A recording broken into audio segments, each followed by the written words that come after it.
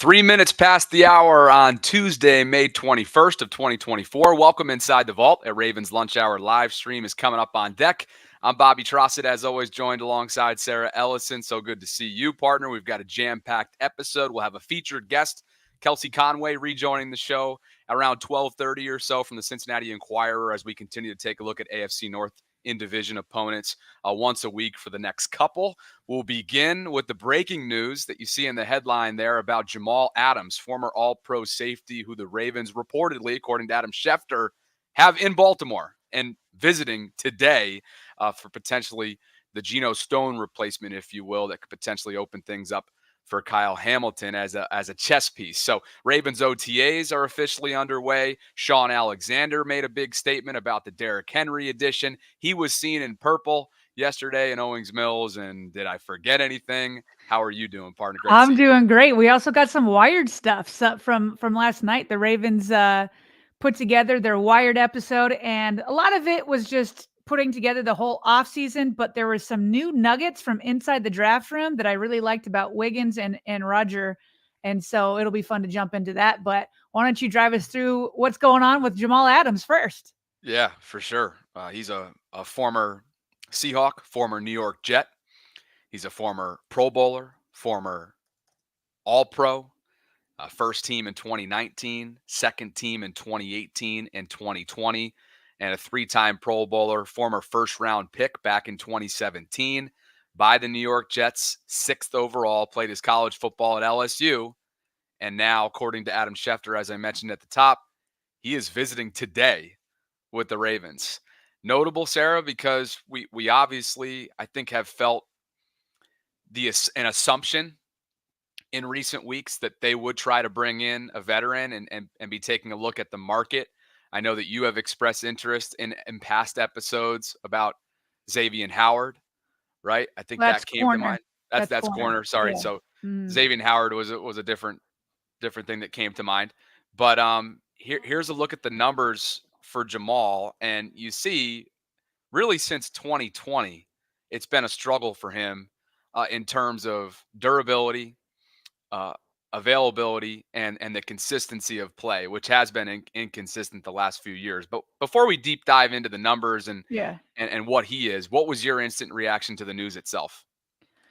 Well, I feel like there were like thoughts from three kind of different levels. One, it was like, here's who they're bringing in, meaning who they're not bringing in. So I know a lot of people have been asking for Simmons, so we'll get to that. Then my next thought was how he's just had this fall from grace as an all-pro player, number 6 overall. And if my memory serves correctly, I feel like the Ravens liked him when he was coming out of the draft. It's hard not to come as a number 6 pick. There's the character conversation, which I know you'll kind of lead.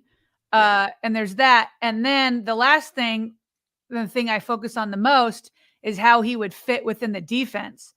And I personally think that from that point of view, he's not your free safety for sure. So if you are looking for like a Geno Stone replacement, that's not exactly what he does.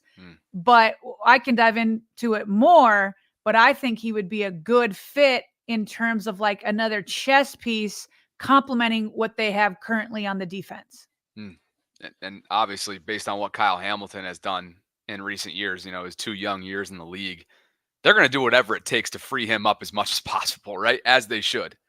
Like, you want to put him in a position where his versatility can be showcased. Right. And that's to me the biggest thing. So this, I was going to say the safety position, but I almost want to say the secondary now, and to a degree, the defense. You have up the spine, Matabike, then Roquan, then Hamilton. Yeah. Hamilton is your new queen chess piece in the defense, meaning that the queen, as we all know, moves in all sorts of directions and has the most moves at her disposal.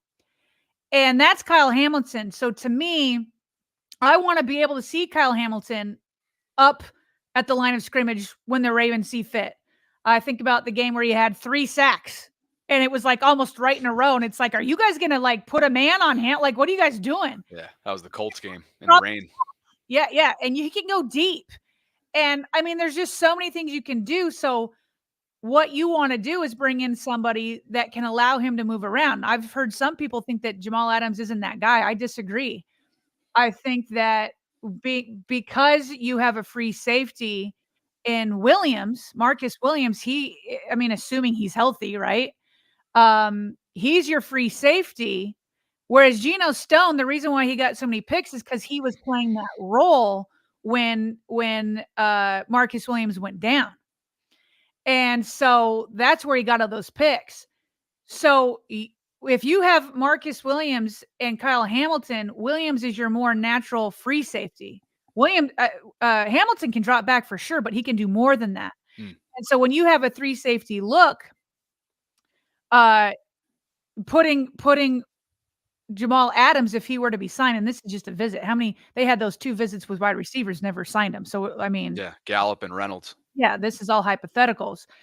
It does allow you to move Hamilton a bit more. The other thing that I like about it is these big dime packages if you want to still ease Trenton Simpson in, because the Seahawks cut Jamal Adams, but they were open to bringing him back as a linebacker. And so if we're looking at a pass situation and you're not quite ready for Trenton Simpson to like totally drink from the fire hose, then Jamal Adams is a guy that can be in there in big dime. So I like what he brings as insurance to Trenton Simpson, or as a help there, a help meet. And I also like that I do think he opens things up for Hamilton. But if Marcus Williams were to get injured again, which has happened in his first 2 years, then you're kind of in trouble because Jamal Adams' coverage has become a liability, which again is just crazy seeing the fall from grace he's had. Yeah. So you might still want. There's so many safeties out there. There's no limit, and Jamal Adams, by the way, could come pretty cheap. He's probably, he's got to be on his best behavior. We'll get into that. But he'll come pretty cheap, and so that doesn't stop you from going out and getting a more true safety, or true free safety if the Ravens were to sign him. I wouldn't bet against the Ravens' ability to find the right fit for Jamal at this point in his career. Zach Orr knows what he wants. Right, right. Zach knows what he wants, but they have a proven track record of bringing in guys, and rejuvenation is somehow realized. Mhm. And let's kind of segue, because that's exactly what Jamal is going to be looking for. I mean, you talk about falling off a cliff, a fall from grace, as you referred to it as a minute or so ago. That's exactly what he's been dealing with since really the 2020 season. He's played in just 10 combined games over the last 2 years, Mhm. in 22 and 23 in Seattle. He's been banged up, but when he has played, he's struggled, whether it be in coverage, whether it be the polish when it comes to tackling in space. Jamal has really, really struggled. And checking in with some Jets folks. Now, granted, he's several years removed from the Jets, but these folks that I checked in with have followed his career since he left New York. He was a polarizing figure there, to say the very least, in New York, which maybe isn't all that hard, because this was prior to Aaron Rodgers and at least some source of consistency with Robert Saleh at the helm rather than Adam Gase. See, here's the thing. Jamal was in New York at a really, really hot button time. You remember Adam Gase being the head coach there, and how much dysfunction? That's when he was there. So in one sense, I don't want to I want to be careful about hearing from the Jets people that I reached out to for their opinions, because that was 5 years ago. Well, what did they say though? Oh, they tore him up. They absolutely tore him up. He's washed. He is a locker room cancer. I mean, they took some swings on him. We'll get to the character concerns, to your point, in just a bit. But what I really wanted to look at here is just how much of a fall. Like, I see some folks online kind of comparing it, and maybe it's just because he's coming from Seattle, And my first glance was like, oh yeah, he's coming from Seattle. This reminds you of Earl Thomas, but that couldn't be any farther from the truth. Earl had not fallen off a cliff to the extent that Jamal has in recent years. Earl's first year in Baltimore, Sarah, he was a Pro Bowler.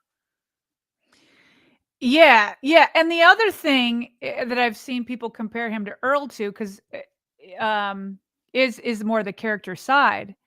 But I remember when the Ravens signed Earl Thomas, there was no coverage of like, oh, he's got character concerns. There wasn't like, wait, are you sure EDC from that end? Like when the Ravens signed him, it was like the first, or either the first day or the first couple of days of free agency, and it was just like, and it was Eric DeCosta's first major move. He had just become the GM. Yeah. And Eric has since talked about that, and he said that he learned a lesson there, that he's got to do more homework. And again, there just wasn't, I don't even remember many reports being like, wait, they should watch out, there's all these red flags. It was more when he got to Baltimore that it was like, wait, what? Like what? Right. Who is this? Some of the Yeah, that kind of motivational stuff. the teammate stuff, kind of like checking in and out of meetings, right? Like the polish of being a professional wasn't exactly there from what I remember. Right, but that wasn't like a concern going in. And so, and part of it is because, as Eric admitted to, he didn't do his homework on it. Yeah. Now, the part of the reason why you bring him in for a visit is to check this side of it. Sure. That's what they will be exploring. Like Jamal, have you learned from your lesson? So it's so hard for me, never knowing these guys, never meeting them. You did the best thing you could by reaching out to guys that that covered them. And so it's like, will this be another Earl Thomas situation, or will this be an OBJ situation where people were concerned about OBJ coming in because everything you heard about him from past teams, and the, cancer that he was, and, his dad throwing quarterbacks under the bus and all that kind of stuff. But then he gets here and it was like, he's matured because of it. He's a self-reflective guy, myself right? included. And yeah, you were concerned about that too. And so it's fair to bring up. It's obviously fair to talk about. And at the same time, I just don't know. It's the Ravens' job during this visit, and through Eric DeCosta and his scouts' homework. It's their job to reach out to people that have been with him more currently. Yeah, talk to the Jets, and they have Joe Douglas up there. They know they got plenty of people to talk to at the Jets. Yeah. But they also got to talk to the guys that he's been most recently with, and be like, are you seeing OBJ type signs of self-reflection and remorse and wanting to get better? And so if people could vouch for that, then you feel better about signing him. But we don't know what those conversations are, and I'm sure that's part of what today is all about. And the OBJ self-reflection is something that was real, right? And I think So real. I've even seen some tweets flooding out of Miami in his introductory press conference, and the time that he's spent down there so far as the newest Dolphin, very similar to what we were all saying a year ago. And so, yeah, in one breath you want to reserve your judgment, and in another, the facts are the facts based on what past years, most Right. recently this past December, from a character standpoint, have led to. Now, again, Jonas Schefter noted some of the things that we discussed related to the durability concerns. Just 10 games for the Seahawks over the past 2 years. That included quad and concussion setbacks. He played mainly as a box safety last year, did not record a sack, but he tackled poorly, struggled in coverage, which led to Seattle releasing him in March. Now, the coverage thing you can kind of live with because that's not what he's known for. But the tackling poorly, like if you're going to be a linebacker or a box safety, you got to tackle. Yeah, so for sure. What I was referring to, kind of with the most recent character concern, was this past December when he was a member of the Seattle Seahawks. He led up a touchdown in coverage to the Cowboys, and Connor Hughes, who used to cover him in New York for the Jets, tweeted out a yikes quote tweet to the highlight itself. And in the days that followed, Jamal decided that he would take a screenshot. I don't know where he got it from, somewhere on Connor's social media, of he and his wife, Connor's wife, and hit him with a yikes himself, quoted him, hashtag Prez. And this one, I don't know if you remember it from December, but this one blew up. I mean, he brought a reporter's wife Yeah, that's into rough. the equation here that was completely innocent and outside. And Connor indirectly said yikes, did not tweet at him, did not tag him. I don't know if there was bad blood from the past during Jamal's exit in New York. That didn't exactly end well for him there, but this was not a good look. And you wonder if something like this comes up during a visit, Sarah, because this, I mean, I This just, was when, Bobby? this was just this past December, and it blew up. And Oh, a couple months ago. I don't even think he ever apologized for it. I remember seeing it and Mm, was just floored. I just, it is such a low blow yeah. that, and at this point in your career, you're doing stuff like this. Again, you hate to hang one mistake over a guy's head, but there have been. This isn't the first time a character concerning topic has come up when it comes to Jamal Adams, and that's a concern. When he was asked about it, I'm assuming he was asked about it in the locker room or somewhere. Do you know what his response was? No, I don't remember. I think he, from what I remember, he kind of like didn't double down, but was not remorseful from what I remember. Nah. And by the way, not that we're here to rate anybody. Connor's wife is pretty. Okay, let's just put that out there. Like, so for him to, oh, it was kind of disgusting, to be honest with Well, it does like however she looks like it is like going after reporters' families is pretty rough for you. It's out of sure. bounds. It's out of Yeah. bounds. And so, Yeah. at this point in your career, right? I mean, the guy's been around the league for a long time, Sarah. He'll turn 29 in October, and it's just not a great look. So anyway, this was the first thing that popped up into my mind. Okay, like just because I remember that so well from December. It's one piece to the puzzle. Yeah. There are other pieces involved, obviously, from a Ravens perspective that include on field.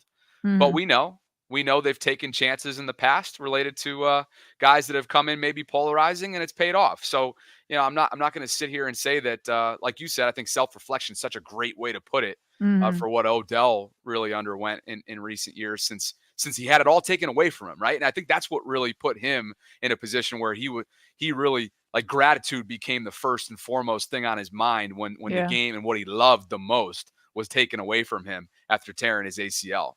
Right? Has Jamal had that opportunity to do so, having been passed up on, throughout free agency to date? We'll have to see. Yeah, I mean, sometimes when things aren't going your way, that's what humbles you. I know that's what humbles me, like when you can either this is what I always tell my kids, you can either choose to be humbled or you can be compelled to be humbled. And the man upstairs can take either way. Yeah. And so when I say compelled, I don't mean that like I would inflict some sort of situation to be humbled, but that's just how life goes. You're going to have ups and downs, and when I'm up, I'm always saying to my kids, when they're up, when they're feeling good, when they're doing well in sports, this and that, they've got good grades, and it's like you got to choose to be humble, or else you will be compelled. It's going to happen. For sure. So, but sometimes, but to your point, where you're like, you've been passed up. We're now in May, and there's a lot of safeties out there. Here's a list. So here's the list. Here's the list. And look who's Now, at the top, Sarah, in terms of last year's average annual value. It's Jamal. Jamal is at the top of this average. list at Oh, because he's 17, 17. 17 plus. Justin Simmons is at 15 point. Again, this is last Well, but year's, that's coming off of like that trade, and they for traded an sure. arm and a leg for him, and all that because he played so well in New York, right? No, he's not. He's not getting anywhere near 17 million. He's going to be like around that veteran minimum mark, somewhere Ain't around getting that in there. Baltimore. No, he's Tell you not. that. Every dollar counts. He's not. He's going to meet EDC today. Good luck. But here's, so just for the audio only audience, the available free agent veteran safeties who are still on the market as of right now. Jamal Adams leads this list in terms of last year's average annual value, and that's the order of player that I'm about to rip off here. Just so you know, last year's average annual value. Justin Simmons is on this list. Eddie Jackson, Quandre Diggs, Micah Hyde, Tracy Walker, Marcus May, Kearse or Curse. Adrian Phillips, Deshaun Gibson, Kareem Jackson. So those are a few that I got off of Spot Rack, and we'll see what the Ravens choose to do. Like you said, Sarah, this could be one of a couple, Yeah. right? This could be one of a couple. This could be purely a let's talk about life, type things. Because I think they know what they know from a football perspective. So, Yeah. but no, I mean, I've been saying this. I just don't know how realistic it is. Obviously, Justin Simmons at 30 years old, he'd be my favorite if but I don't know what Justin Simmons wants. He could still be going out to get. He may still have his eye on a starting role. Yeah. Or Justin, the pitch to Justin Simmons would be, we do a lot of 3 safety looks. Just go look at our tape.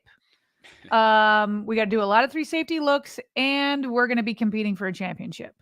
So he would have to take a pay cut. He'd probably have a reduced role, but it just all depends on what he wants at this point in his life. And that's if the Ravens are interested. I don't know why they wouldn't be interested unless it's just him saying, I want more money. So the Ravens don't have a lot left, but that would be nice. One more note on the Jamal Adams conversation. If I can recall, there was some smoke out there prior to the 2019 trade deadline around Jamal Adams. And so clearly there's been some interest there for years now. And the Ravens have been, Sarah, we've seen it before. If there's interest in the past, depending on different factors in terms of where the player is years later, there might be interest in the present. So we'll have to see.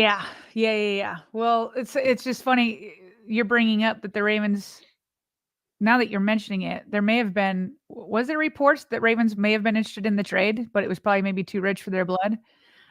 Just with that being said, if that's the case, I'd have to go back and refresh my memory. Sometimes the best moves are the ones that don't work out, Right. Right. Because the Seahawks paid a lot to get him, and the production didn't match. Maybe some buyer's remorse there somewhere where Pete Carroll is now hopefully enjoying retirement. But before we bring in our special guest, Kelsey Conway, for the Cincinnati perspective, this live stream is brought to you by our friends at Mando. And Sarah, these luscious scents are just like nailing me in the face right now. Look at you with the word luscious. I love it.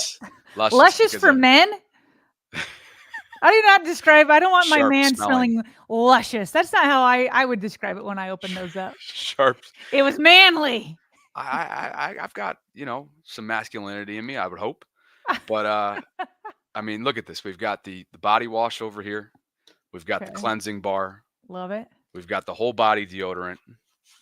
We've got the Pro Sport Invisible Cream deodorant and some deodorant wipes all over here, all from Mando. And I know in your household in particular, with a bunch of, not all teenagers, but at least one teenager. Well, I'm about to have, around. Very soon here, I'm going to have 2 teenage boys. Yeah. And we're getting into all this, as I've said before. What mom would I be if I wasn't teaching them about hygiene? Yeah. So, no, they both, thank you to Mando. They both now have their own box set, everything that you just showed, and they love it. They absolutely love it. They use all of it. I love the wipes when we're on the go. Yep. I love the cream that includes going on the feet. They love the deodorant. It's all a big deal. So I'm just grateful to Mando for helping us out in the Ellison household with these teenage boys. Well, you mentioned that starter pack, and that's exactly what I just showed everybody on the screen. And being that Father's Day is right around the corner, it's a great way to gift the man in your life, the father in your life, whoever that might be. It comes with a solid stick deodorant, cream tube deodorant, 2 free products of your choice, like the mini body wash that I showed you and the deodorant wipes. And on top of that, free shipping as well. So new customers get $5 off a starter pack with our exclusive code. That is VAULT, code VAULT. That equates to over 40% of your starter pack off. So you can shop Mando's Father's Day bundle with code VAULT at shopmando.com. All that information can be found in the show notes below. Again, that is shopmando.com. So apparently one of our most loyal subscribers, who's also one of our patrons, by the way, and he's actually today's patron, which is a great segue before we bring in our special guest to shout out our current patrons, one of which is Devin Conway, brother of Kelsey, who's joining us in just a short minute from now. So Major Offense, Devin Conway. Thank you both for supporting us through Patreon this month. We appreciate you guys. And if you guys out there are interested in doing the same, visit patreon.com/RavensVault podcast to learn more about what we're offering. So, what do we have her on? The first or second game? I can't remember. I can't remember. She might remember. Let's bring her in. The Cincinnati Enquirer's own and friend of the show who's rejoining us, Kelsey Conway. How are you? Hey guys, how are you? We are excellent. I just was dying laughing when we got your brother's email the other day. Like, he was ready. I don't know if he's got his own journalistic style in there, interviewing you and whether you would. Was that a real quote? Did he really interview you, or did he make up those quotes? Well, so I told him, I was like, Devin, you broke journalism rule 101. You didn't ask me if I was on the record when you used my text and then sent it. But so my brother has been a big fan of your guys' show, and it was so funny. He was telling me about this Ravens podcast he was listening to. And Sarah, he didn't know when he first started listening to you that I used to intern for you. So he found you guys on your own. And I was like, oh my gosh, like, that's so funny. So he always like talks about your podcast. And I had no idea he did that. All of a sudden in our family group chat, he just sends the Spotify link and sends the timestamp and is like, listen. And I'm like, oh my gosh, Devin, that is so funny. So good. I love it. Best. Is he younger or older? He's older. We're 16 months apart. So we grew up very close in age. He's great. And he's a big fan of your show. So love it. Thank you, Devin. He's been with us on Patreon forever, and I just didn't put the connection. I didn't put two and two together with the last name. So he doesn't just listen. He's like financially backing us. I like it. Oh, yeah. Yeah. You guys are definitely the only Ravens podcast that he consumes on a daily basis. So congrats to you guys. That's awesome. Well, the least we could do is honor his request. So that's where we are today. Great to have you back on. We're kind of doing this time of year. We had Brooke from Pittsburgh on last week to kind of talk Steelers, and we figured it'd be a great time just before minicamp kicks off and OTAs and everything, even though they're already underway, to kind of check in with you for your perspective. And one of the things that Brooke kind of hit on last week when she did her power rankings, like her predictions for the season, she's got Cincinnati finishing dead last. Now that might be above 500. Well, like she it didn't was. say finish. Let's put. We said give us your AFC North power rankings post draft, pre OTAs. Okay. And I just want to I just want to make sure we're not saying she predicted that they'll finish last by the end of the season. I got you. Okay. Power rankings over predictions. Thank you. Thank you. Yeah. So you had to correct. That's the second time you corrected me on that. So thank you. But so anyway, so she kind of just got us thinking over the last week or so. Where is Joe in his ongoing recovery? Because it was against the Ravens last year where things started going downhill for him. So we ask you, where is Joe Burrow health-wise right now? Well, you asked when you first brought me on, when you had me on. You guys had me on before the first Ravens-Bengals game. Okay. Not before the Thursday night game. And, it's funny. The schedule came out. The Ravens and Bengals play on Thursday night a week before the game that Joe broke his wrist on last year. So I think there's going to be a lot of emotion in that game. It's kind of like reliving a moment for him that was really hard for him. So as far as where he is throwing on air. We got a chance to interview him a couple weeks ago, and he said that, he's feeling really good. He put on a ton of weight. He said he added things in his diet and weightlifting to hopefully be able to withstand some of those hits. But he was very honest in saying there's going to be some bad days and some good days for me with my wrist. There's going to be days where it's going to be tight. But what I did think is interesting is that he said that it's kind of similar to his ACL injury in that he'll be ready to go, but he's holding back on saying he's fully 100%. He thinks that might take, he said, up to a year. So that doesn't mean that he might not be like 98% come training camp. But as far as what he's doing right now, he's doing everything that's non-contact. He's throwing, he's doing off-platform throws, and you can tell he's like really trying to see where he's at in terms of strength in his wrist. But he made it a ton of changes to his body to try and make himself less prone. Obviously, you can't control it. But as far as where he's at, but the unique thing about it is Jamar Chase and T. Higgins haven't been at the Bengals offseason workouts yet. So you're seeing him throw to rookies and Mike Gesicki's and those of the world. So it really hasn't been dialed up. I don't think until OTA, the Bengals start their OTAs next week. And we'll see if Jamar's there. I doubt T. Higgins is going to be there. But as far as he said everything, like he's hit every marker.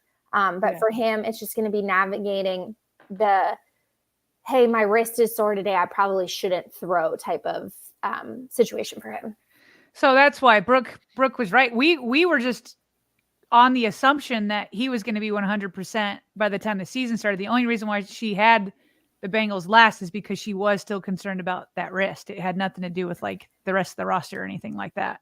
I love Brooke, and I'm such a fan of her work, and she does a phenomenal job. But I do still think that even if Joe Burrow is 92%, he's better than Russell Wilson, Justin Fields, and Deshaun Watson. So I think it's a bold move to think that they would be, like that bad. Like he played on basically one leg, and the Bengals almost made the playoffs last year. So I think it's he's shown he can play through some pain, but it certainly is going to be something that we're just not going to stop talking about it. And those first couple of weeks of the season, I mean, I'm probably going to write a story every day about how does Joe's wrist look, because it is his throwing hand, and it was a massive, massive procedure that he had done.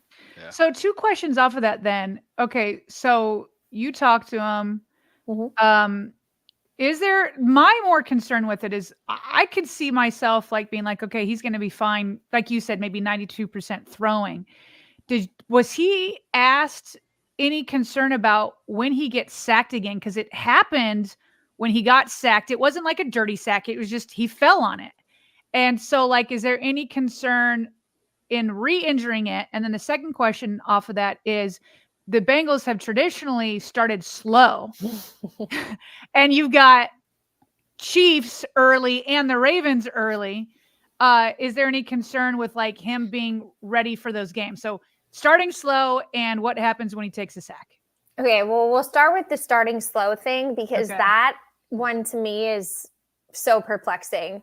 And I mean, so much of it is tied to Joe. And when you look at it, he has, and I've written about it. So go back to when he was drafted. That was the COVID year, but that was when it was really crazy. Like they weren't really able to do anything during training camp.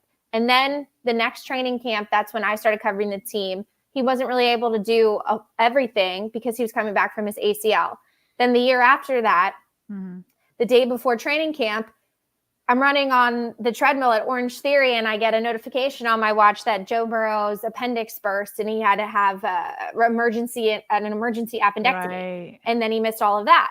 And then last year, on the second day of training camp, he injures his calf. So like if you look back at it, he has not had one normal training camp where he has played every single day. He's been able to take reps in preseason. And so it's really hard to judge the Bengals' slow starts because of that. It's not excusing. I mean, it's a team game. The rest of them, have to be ready to go too. But it's just really hard to figure out what's really the problem with the Bengals being able to get off to a faster start when like so much of their team is predicated on him, and he just hasn't been able to get out there. So that's why this training camp, listen, they paid him $250 million guaranteed dollars, and he's the highest paid quarterback on an annual salary. Like he has to be healthy this year, and he's got to get through training camp.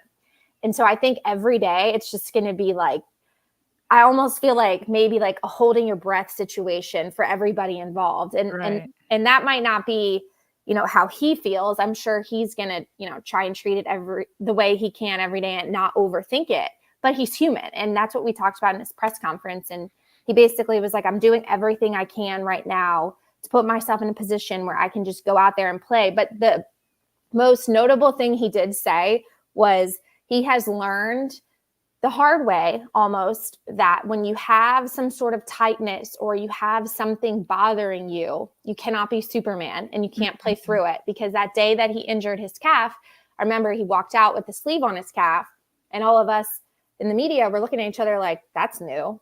What's up with that? And we're like, oh, maybe it's just a little bit tight. And that day, that same leg is the one that, he suffered the calf strain. So I think he learned the hard way.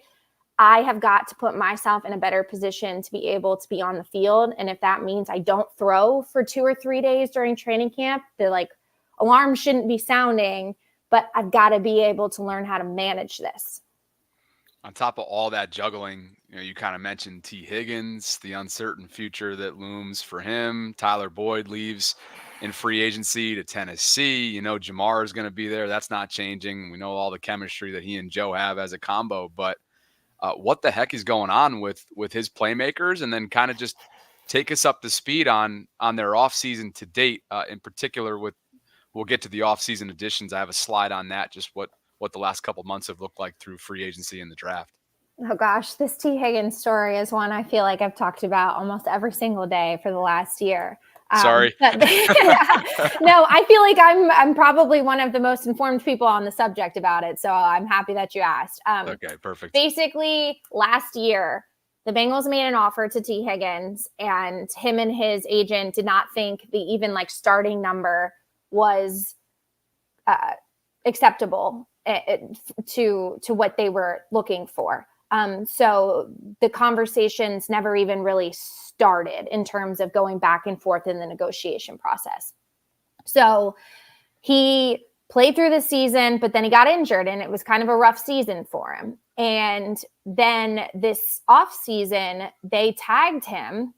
And from what I understand, when you get tagged, the player's assumption is that it's basically a bridge in terms of you will get paid, but we haven't figured it out yet. And if you look, 6 of the 7 players that were franchise tagged this year ended up getting a long-term deal.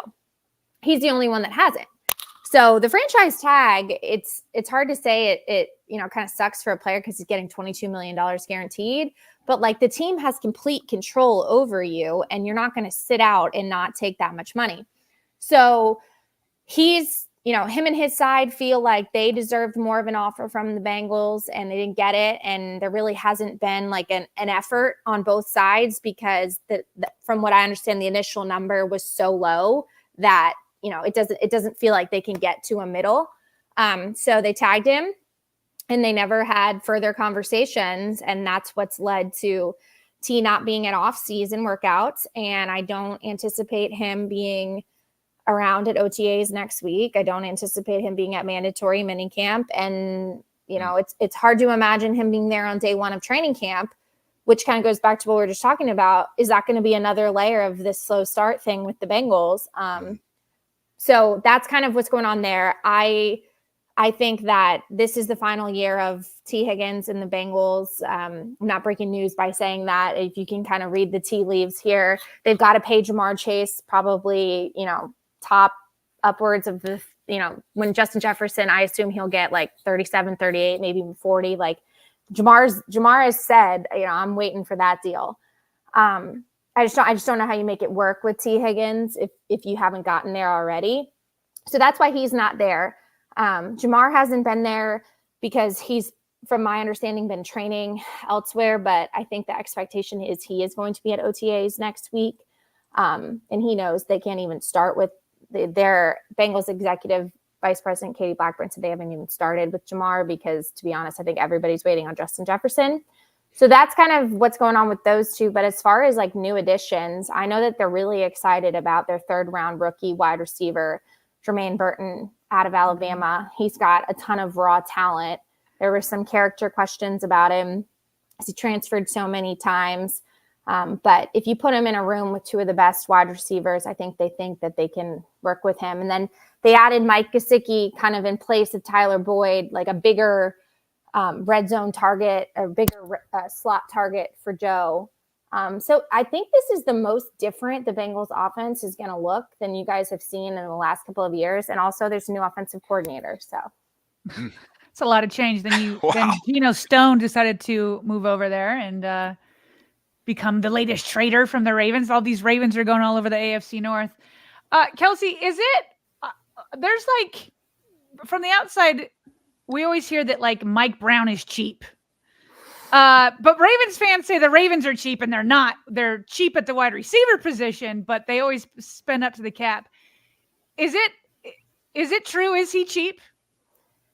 That is such a tricky question. I would not say he is. I think that the Bengals are very calculated with what they do. And the Bengals, kind of similar to the Ravens, are one of the teams that avoids salary cap hell, like the Saints, where you go all in one year and then you're terrible the next year. You could argue, like you're saying, you lived that with the Falcons, right? Yes, when they 2 years they were just terrible. Yeah. I think that the whole notion about them being cheap that's just kind of an easy, lazy narrative. Have there been some times where they could have spent more money and they didn't?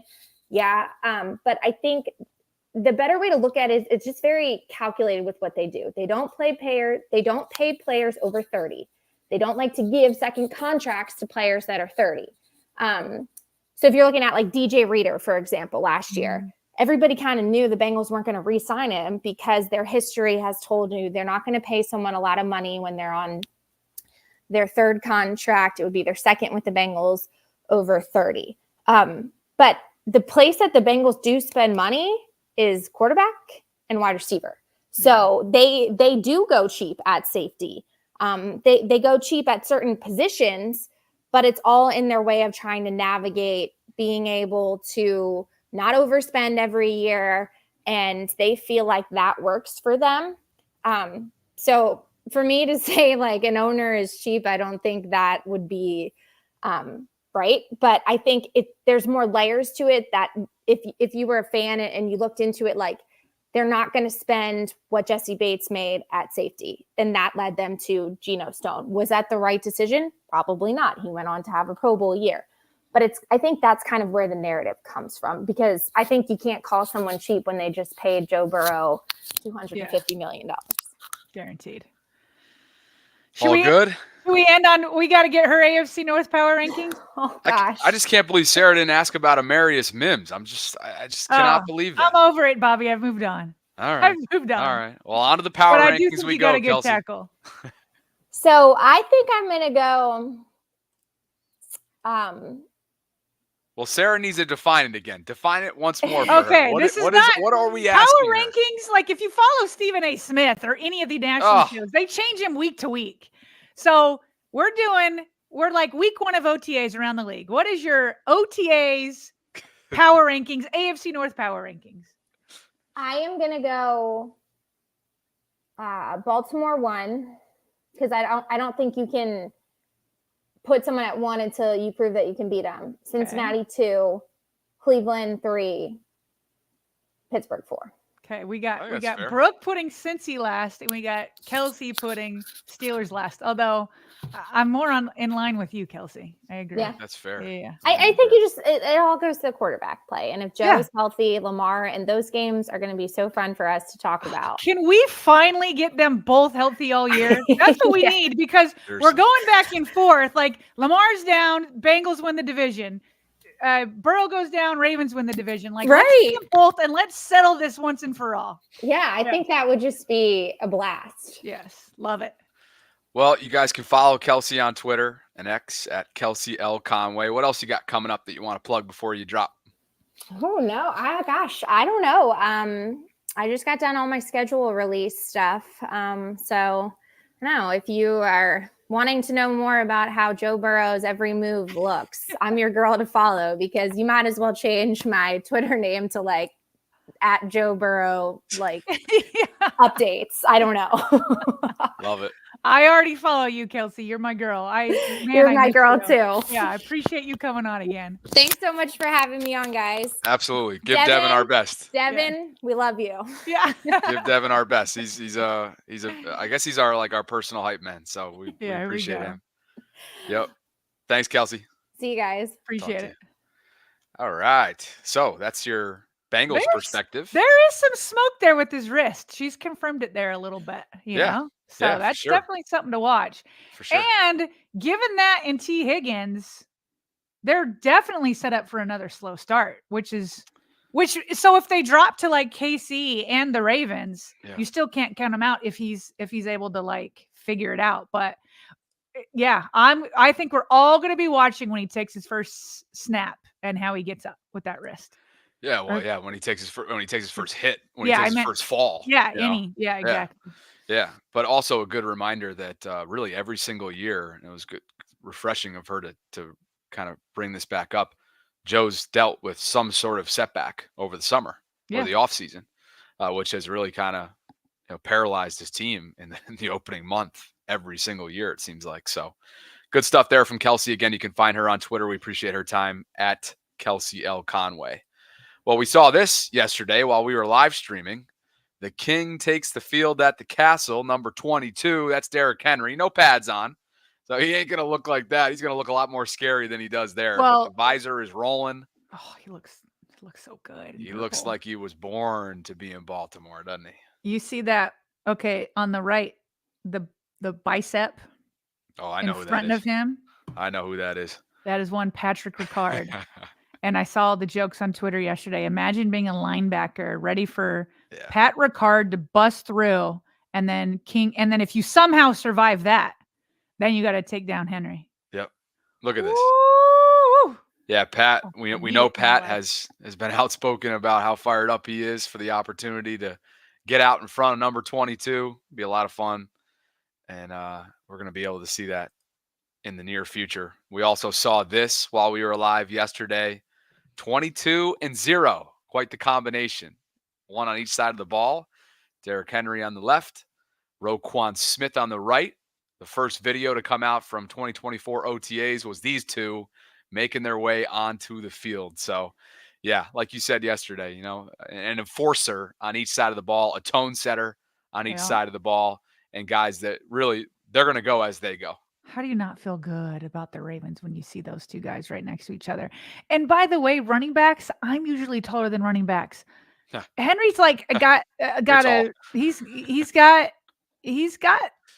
what, like maybe an inch, maybe half an inch on Roquan, and they're both just massive, absolutely massive. Yeah, no, Oof. they are built. They are built. So that was exciting, obviously, to see right out of the gate those two making their way onto the field. Nate Wiggins, of course, with his first OTA session of his young career, wearing number 2 this year, last worn by Tyler Huntley. And then, of course, Rashad Bateman made the trip over from Arizona, where he's been the majority of this offseason, as we've shared with you, rocking that number 7 out there. Good to see Rashad back in Baltimore. I'm so glad to see him there. Talk about, like Kelsey just talks about all the off seasons, which has been worse than Bateman for Burrow. Yeah. But like Bateman, I'm sure he's just loving finally having a healthy off season. Yeah. Loving it. Yeah. And Bobby, we'll find out on Wednesday, because the team Wednesday and Thursday are open to the media. And there will be press conferences following each one, I think around 2:10. Yep. 2:10, which is not good timing for a show that's at noon. But I think because we're waiting for that, the team did not put up like their usual photo gallery. Yeah. I feel like if Lamar was out there, they would have put up a social media post of it. I agree. I could be wrong. I agree. But at the same time, he was just here for Preakness, so I'd be a little surprised if he wasn't there. Yeah. So, but again, why wouldn't they have posted some sort of something with Lamar? So, right. But we'll find out. What day is today? Are we Tuesday already? Today's Tuesday. We're like running through it. So we'll find out tomorrow, because the media will be out there, and so we'll know. Yep. It'll be Harbs and it'll be Harbs and players, and then I don't know if you said this or not, but three coordinators on Thursday. Which will be the first time, by the way, that we hear from Monken. Aside from his pre-combine discussion with that group down in which wasn't down in the South. He wasn't even asked about. No, it was a anything. life interview that he did along his coaching stop. So you grabbed a couple, speaking of Nate Wiggins, who we have up on the screen right now, you grabbed a couple clips from the most recent episode on Ravens Wired. Yeah, it was good. Yeah, it was good. It's like a 40-minute episode. If you haven't watched it yet, it's on YouTube or I'm sure their website. It did a really good job of like first gut punches you right out of the gates with it, because they're reliving the AFC Championship loss. And then you see all the losses in terms of personnel, both coaches and players. And it's just like, oh, but then they like start to like build up the episode of like the moves and the people they do bring in, and then Zach Orr and all that kind of stuff. So a lot of it we've kind of already seen as they summarize the offseason, but there was some new tidbits that I hadn't seen. And the first one was the Wiggins pick. I loved this because we knew, listen, it seems like every time Eric DeCosta or back in the day, Ozzie Newsome came out, they always were like, yeah, we got the guy we wanted. And it was like, would you ever say it wasn't your guy? You know what I mean? Like, you never quite know. It's like you're not going to draft a guy and be like, well, that's who we had to settle on. It's not who we really wanted. And then your first round pick is like, oh, thanks, guys. Like, so they're never going to say that. But what's nice is going in, it's like, oh my goodness, do they want Nate Wiggins? So here we go. You're going to hear John Harbaugh talking about how he didn't want to get his hopes up because his heart was going to be shattered in a million pieces. So it's not going to be shattered a million pieces. If we look at it, what would you guys be offering up? We get a lot of calls, but if you're interested, I might be interested if my guy's not there. The phone rang a lot this year, more so than it has in the last couple of years. And I can honestly say that we've probably had 8 different potential trades that we could have investigated. This could be another good one for us right here.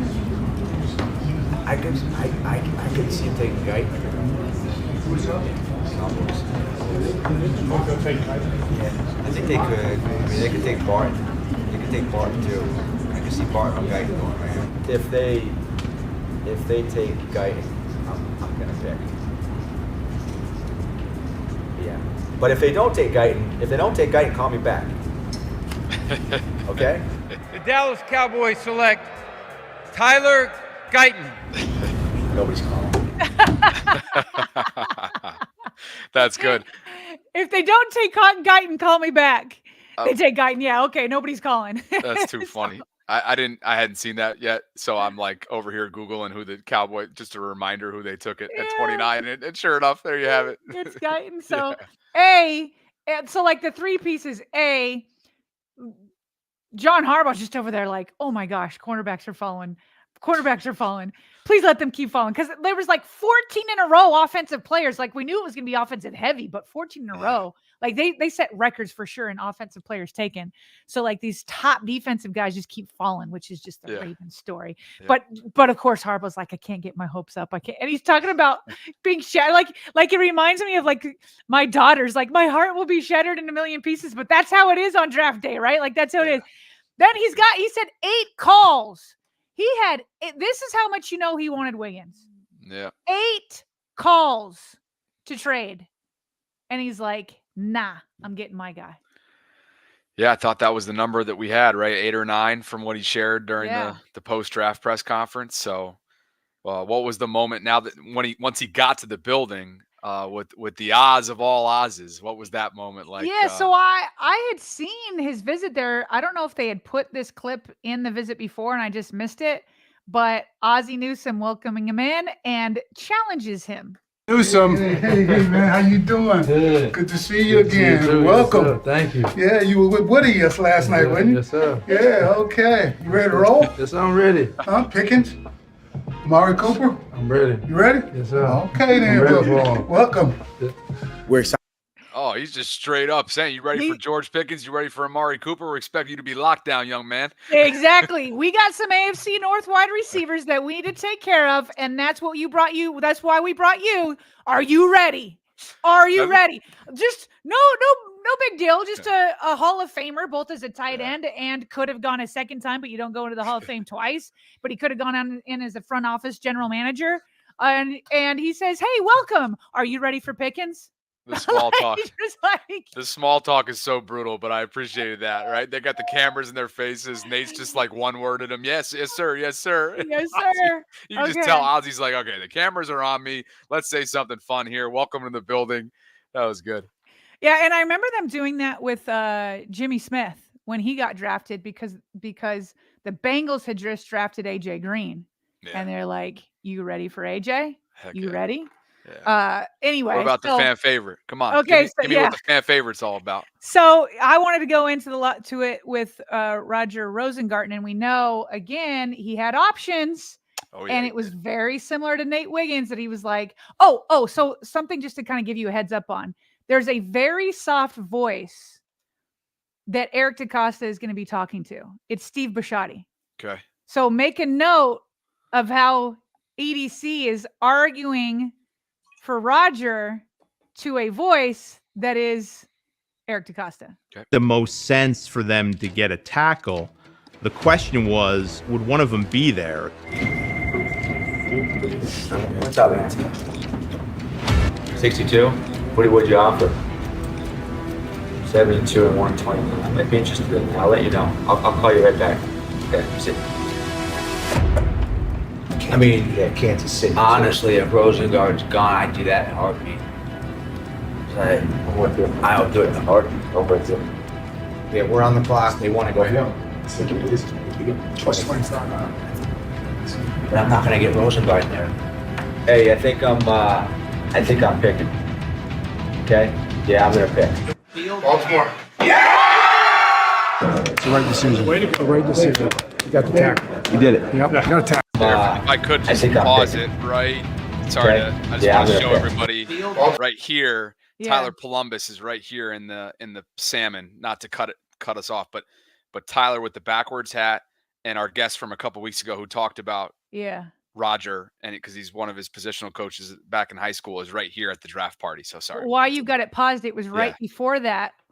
That voice, which is Steve Bisciotti, which they're not like blowing up, so you can hear it super well. And I don't know what he says, Yes. but based off of what Eric is saying, because Eric's like, if Rosengarten's not there, I'm going to do this in a second. And remember the background. Steve Bisciotti loves trades. Like he's in it. Like he's always like wheeling and dealing. He's like got his little trade chart.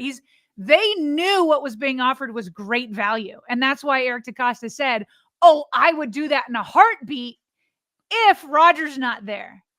And so you can hear somebody saying I could be wrong, but what I think he's saying is like, that's a nice trade.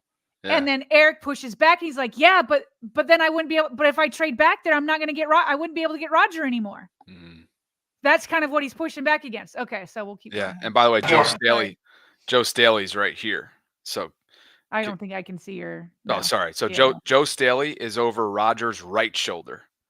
Okay. The guy with his arms crossed, Yeah, former San Francisco Joe 49er, legend. And then Tyler Columbus is directly behind him. You can't see his face. In the but he's got salmon shirt. Yep, the backwards hat on with the salmon shirt. Yeah, So got it. what an awesome draft party. And this is a great segment. So sorry about that. Yep. Okay. It's the right decision. The right decision. You got the tackle. You did it. Yep, you got a tackle. Yep. Exactly what we need. All right, Coach. You got us one, right? You got a tackle. Yeah, that's good. That's good. We need one. That'd be great. We need one. That'd be good. And he's athletic kid too. Yeah, we thought about trading back, and we would have probably got one of the guards. Yeah, You know, but for need right now, I think that's wise. he can move. Yeah. Get him tightened up a little bit with some of his stuff. And Yeah. good shape. You know his run blocking is good. His pass protection just got to come on, and then strength is going to help him. I love their like impromptu like scouting report of Roger right there. Right. I love Joe D so much. He's such I a love- good coach, and he's such a good guy. But there's a warmth to him. There's He's like an super inviting warm. nature to him, you know? Yeah. I really think about him He's often. like a grandpa that you want to go hug. That- like that's when what I John was- Harbaugh's hugging him, I was like, oh, it's like hugging my grandpa. Right. And Yeah. we say that with like so much admiration. You know, Love, like yeah. like he is probably the best quintessential grandfather figure. And I'm not lying when I say that. I think about him often. I used to see him in Fells walking around with his late wife. And Mm. I know the Ravens have, put out nice tributes over the last couple of years since she's been gone. And I just think about him often. Like I think he opened it up to Jeff, actually. I think he put together a piece, allowed Jeff to write on him, and that he's really just been embracing football and leaning on the Ravens and being in the building as much as possible. And I can't, it's kind of heartbreaking, but I hope that that's an escape for him that allows him to until he take meets that her next step. again. Yep. Yes, on the other side. Exactly. Yeah. Exactly. One other note, just like John was like, kind of like, if we went back, we wouldn't have gotten Roger. We probably would have gotten one of the guards. And he was like, but I think this was the wise decision. Because then coach says, yeah, especially based off of need right now. I think they know what they have in their guards inside, and they know what they have in their tackles. So he knew it was a bigger need. He knew it. So, and then they gave that scouting report on him. So I thought that was a cool moment. Good stuff from Ravens Productions. Yeah. Go watch the whole thing. 40 minutes. Those are just two tidbits, and maybe I'll bring some more in tomorrow when we have more time. There was another good one. They tell such captivating stories through video and images. Yeah. So awesome stuff. And speaking of cool stories, I know you and I are both We should have him on tomorrow. We should definitely reach get out Q to him. on at some point this week to celebrate the next step in the journey for his son, Kadir, former Villanova standout, former Samford football player where he transferred to. Kadir Ismail, the son of Kadri, friend of the show, former Super Bowl champion, former Baltimore Ravens wide receiver, has been signed to the team. He's 6'6", big dude, Bro. Sarah. Q is very much involved in his training regiments, in making him the player that he is today. And hey, regardless of whether or not it's a long shot due to the numbers at wide receiver, Kadir is in the mix, and he's going to have a chance to compete this summer. I could see him practice squad guy. Here's what's crazy. How the heck is he how tall is his mom? Because Kadri's 6 foot. Yeah. We need to get this man on the show. What did he do? Have him hanging from bars as a child? Like, what are we doing? How did he get to be 6'6"? And could you imagine having a Super Bowl winning wide receiver who's turned into a conditioning and performance coach, coaching you up the whole way? Yeah. And Q's like the greatest guy in the world. Yep. Like Kadir, hit the jackpot when it comes to fathers. Proud, you know what I mean? Special, full circle moments. So exchanged some texts with Q in the last couple days, and hey, I know. Sorry, I gotta put myself on mute real quick. I gotta take. Yeah, sure. Sorry. So we're thrilled. It goes without saying, we're absolutely thrilled, and congratulations to the Ismail family. We know the job's not finished in terms of what Kadir's ultimate goals are, but we're certainly rooting for him this summer, and we'll continue to follow that story for sure, and hopefully get Q on at some point in the near future. Diana Rossini of The Athletic tweeting out what we've all been kind of talking about in recent weeks, that Lamar Jackson looks different this spring. He's intentionally down to 205, 25 pounds less than his 2022 weight, and lower than last season when he played at 215, all of which we've covered. The word in Baltimore is this slim Lamar could be even faster than the one we've seen in years past. So, Sarah, not just a local conversation. That's what Isaiah Likely said. Yeah. He's like, if you thought Lamar was fast before, watch out while he was on the Kay Adams show. Oh, yeah. Oh, yeah. How about contract incentives at the running back position? Where are you at? So just as a quick hit here. Yeah. So who was this? Shoot, I pulled this in yesterday. I forgot. Ari, what's his name? Yeah, Mirov. There we go. He put together an article with contract incentives for different players around the league. And I just grabbed Derrick Henry's, who, as we know, signed a 2-year, $16 million deal with another $4 million in an available incentive. So where does that $4 million come from? Well, $500,000, 1,200 rushing yards. Another $500,000 if he reached 1,500. Another $500,000 with 13 touchdowns, and then another $500,000 with 15 touchdowns, and then finally the last $500,000, 1,000 rushing yards, and the team wins the Super Bowl. Get those incentives, Derek. I want every last penny in your incentives if that means the Ravens win the Super Bowl. Let's go. Good luck, Derek. Yeah. Good luck. Love this live chat that just came in. What did it say? What does it say? Bradford McCoy. I love that Sarah's just like, Bobby, talk. I got to answer the phone. Oh, yeah. I got to do work. Well, sorry. No, it's whenever my kids call from school, I get nervous. So you listen to me now. He called out of nowhere, so I'm just making sure he's all right. Sorry about that. Of course. Hey, I've done it to you before with business stuff as well. So almost as funny, Bradford, as this from Denzel Perryman, member of the LA Chargers, who has compared his new head coach, Jim Harbaugh, in terms of his first impression of reminding him of Will Ferrell. Which just means that's just goofy. Very. It's so funny. But as we've seen in one of my favorite all-time movies. Why am I not? Oh no. Dude, you can't Why am remember I your for- all-time favorite movie name? Oh, because I'm if you giving knew me though, and you knew my habits, I'm really not a movie guy. So the fact that I even have a favorite movie is hold on. Oh, of course, Ricky Bobby. So Ricky Bobby, like, Will proves to be much more than just goofy. Like, he's a badass in Ricky Bobby, right? So there Okay. could be layers. Now, granted, that's Will and his.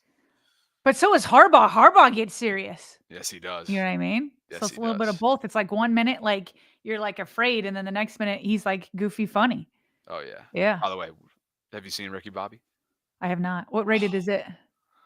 You probably wouldn't be thrilled to I watch it with haven't your kids, but I haven't watched a rated R movie since I think I was like 18, but I did buy VidAngel, so if it's not too bad, I'll watch it through there.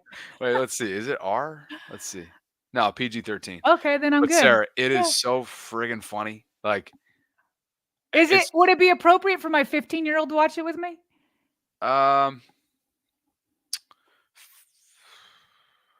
Yeah. Okay. Yeah.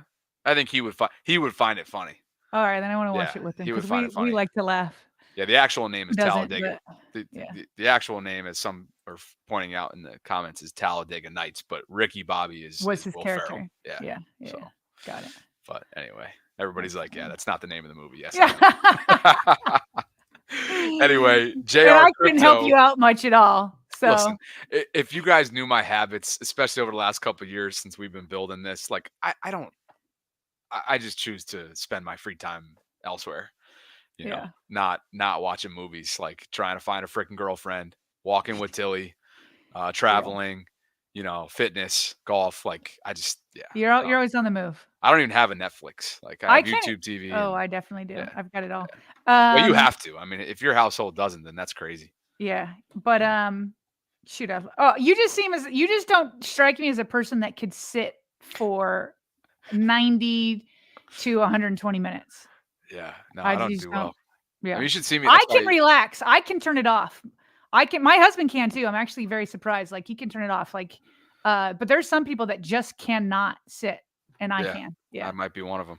Yeah, I'm sure the yoga instructor from a couple weeks ago where I went to in Fells was probably like, "Who is this guy? What? Wow, he busted out of there after it was done. You know, get me out of that room." So anyway, what is JR saying here? Well, JR, I met JR out in Vegas. You might remember. I think I tried to FaceTime you. Oh yeah. I remember. Yeah. You picked up. Yeah, you picked up. Yeah, I picked. Well, or I called back or something like that. Yeah, JR's the best. Yeah. And thank you for the super chat, Bobby and Sarah. Thanks for keeping us informed and entertained. Love the work you all do. Sarah has me fired up for the season to start. Yeah. Bobby, I'm rocking the belt all season, which I had a chance to wear out in. It was a Ravens customized belt. Okay. That JR was rocking in Vegas, which was great. Okay. Stay manly and luscious, my friend. That's right. Luscious, that's a perfect segue to finish up. Luscious is what I refer to as the scents that were coming out of my starter pack box here from Mando.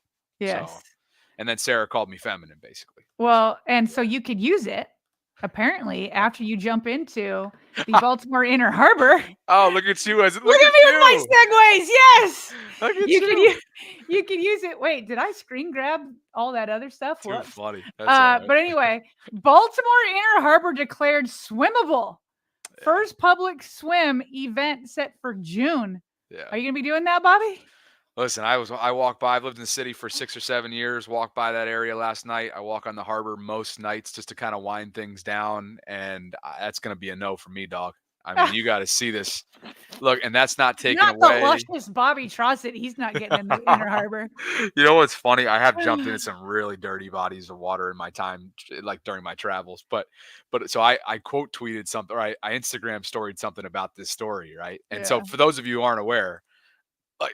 Yeah, that literally coming this summer, you can swim in the harbor. Like there's a celebratory swim. So you just like see kids in there, or like do you have to do it for events? Can you just jump in like whenever? No, so much so, Sarah, that the place that I used to live right outside, and for those of you who know the Baltimore area, it's the Bond Street Wharf area, right in downtown Fells. Yeah, I've seen people literally receive citations from security and from law enforcement for drunkenly jumping into the harbor, into the Patapsco.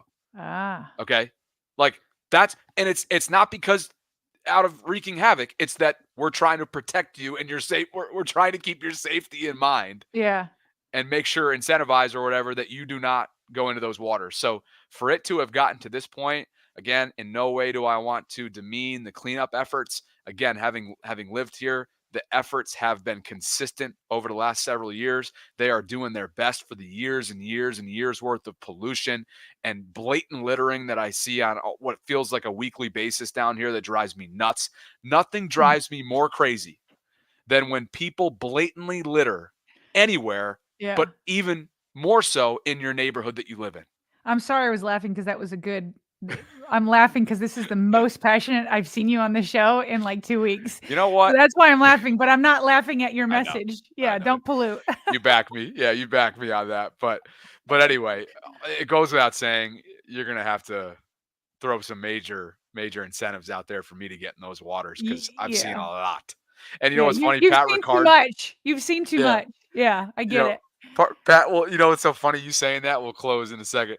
Pat Ricard DM'd me last night and goes, this is my re-story of the post.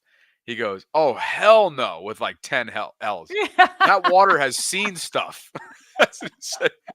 That water has seen stuff. Yes, it has. It's not like New York though, right? Where like the mob, like I'm thinking of a Seinfeld episode where they're like throwing dead bodies into like, what is it? What's the harbor up there? What is it that they throw it in? The Hudson. Yeah, the Hudson Something River. like that. Yeah, the Hudson River. Yeah. And the Hudson River, for those of you who know New York geography, runs all the way up to where I'm from, in Albany.